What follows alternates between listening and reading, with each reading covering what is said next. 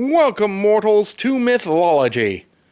One of the people who commented on my videos requested I bring this show back, and so I am. And I'm coming back with one of my favorite tales from Irish mythology, the ridiculous tale of the fiery red hand. Back in the olden times, there was a dispute over the kingdom between two kings, or at least two potential kings. Rather than leaving it to a very bloody dispute that could be a war and all that nasty bad stuff, they took the fact that they were brothers. You know what? We should settle this in a more civil manner, and decided to hold a foot race. They decided whoever could go from one side of their land and to the other and lay their hand upon the shore, because they loved flowery poetic speech back then.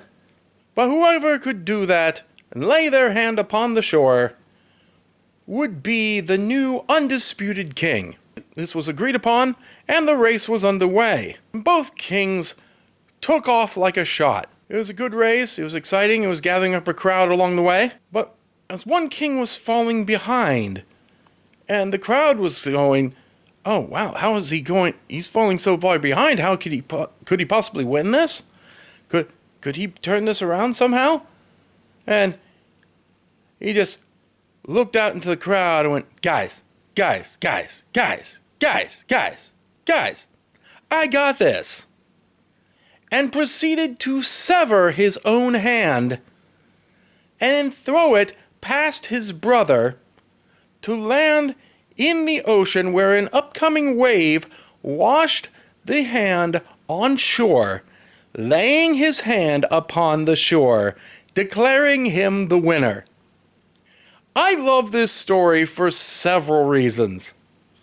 One, the pure logistical craziness of severing your own hand with presumably your other hand and then throwing it, all while, I'm going to guess, you are still running. How do you even manage that? I don't know.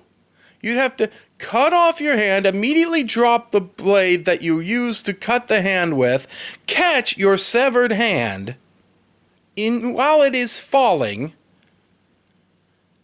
and then throw that said severed hand while you're running, and I'm going to hope not bleed to death. Beyond the logistical ridiculous nature of it, I'm going to guess he didn't win the kingship. He didn't win the kingdom because he won the race. I mean, he did, but I think it's more along the lines of, oh my God, this man is crazy, willing to do that to himself, and was able to do that to himself.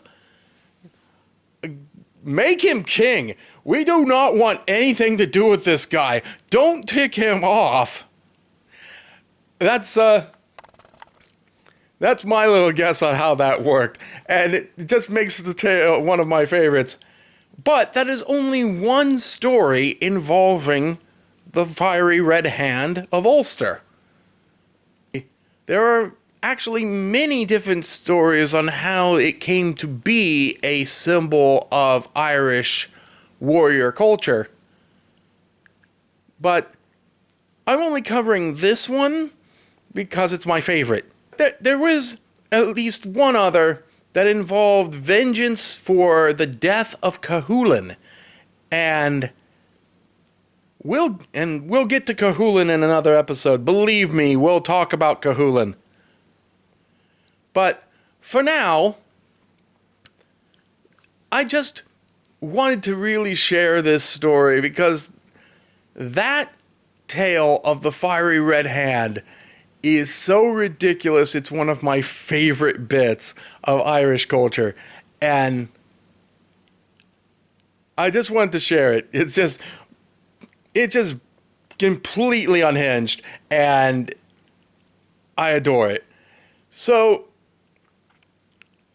it's a This is a good way, I think, to get back into mythology, and I will be back with more episodes of this in time, when I feel like it, like all my other shows. But until then, and I'll see you all when I do, then, bye.